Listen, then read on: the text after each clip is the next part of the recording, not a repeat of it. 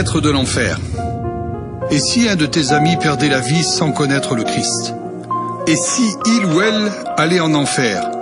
Et si tu recevais une lettre de l'enfer, une lettre de ton ami plongé dans les tourments éternels, une lettre imaginaire écrite par Steve à son ami Tony?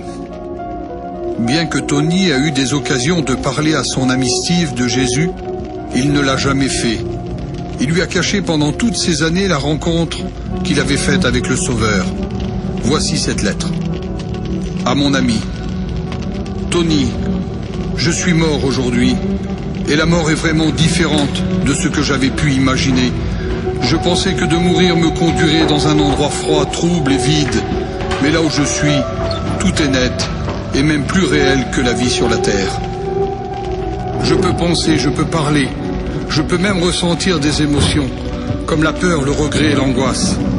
Tu sais, juste après mon accident, j'ai ressenti mon âme quitter mon corps. C'est terrible. Je me suis retrouvé devant une grande porte comme un portail de château. J'ai été saisi par deux créatures célestes qui m'ont demandé mon nom. Ils l'ont cherché dans un livre qu'ils appellent le livre de la vie, mais ils ne l'ont pas trouvé.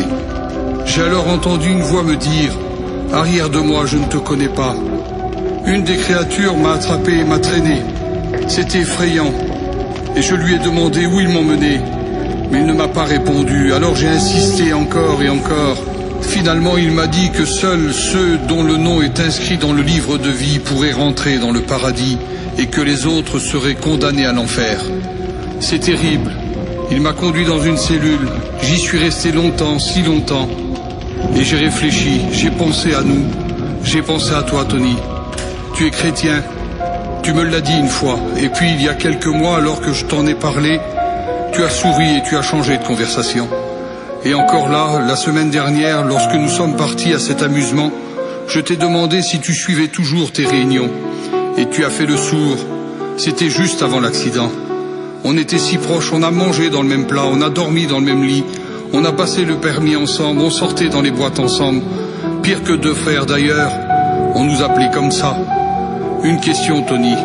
Pourquoi tu ne m'as jamais parlé du Seigneur? Pourquoi tu n'as pas insisté pour que je vienne avec toi dans tes réunions? Tu te disais être mon ami, mais si tu l'avais vraiment été, tu m'aurais parlé de ce Jésus. Tu m'aurais dit comment échapper à cet endroit terrible où l'on m'a jeté. Je vais te quitter, j'entends du bruit. Ils reviennent me chercher, ils sont là, derrière la porte. Ils vont me conduire vers l'enfer, ce qu'ils appellent le lac de feu. Je ne peux pas y échapper. Tous mes membres tremblent. Je vois tout devant moi. Il n'y a aucun espoir ici, l'odeur du soufre. Il n'y a pas de lumière si c'est celle des flammes. Elles sont si proches de moi maintenant. Mon cœur va éclater, il bat si fort. Je suis terrifié et l'angoisse me paralyse. Je te quitte, je ne peux plus te parler maintenant. Et je te remercie pour rien. Ne recommence pas avec les autres amis. Dis-leur à qui tu appartiens.